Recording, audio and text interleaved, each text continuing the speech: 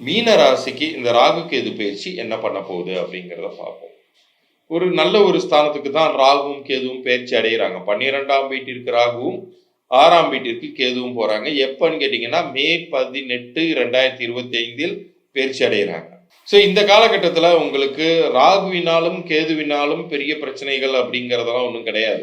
ஆனால் யார்கிட்ட நீங்கள் ஜாக்கிரதையாக இருக்கணும்னு கேட்டிங்கன்னா சனியால் தான் ஜாக்கிரதையாக இருக்கணும். ஏன்னா கொஞ்சம் கொஞ்சமாக தன்னுடைய வீரியத்தை அதிகப்படுத்தி கொண்டே வந்து இப்போ ஜென்ம சனியாக மார்ச் இறுதியில் பயிற்சியாகி உங்கள் ராசியின் மீதே வந்து அமர்ந்து விட்டார் சனி. அப்போ அவர் என்ன பண்ணுவார்? நிறைய ட்ரபிள்ஸை கொடுப்பார்.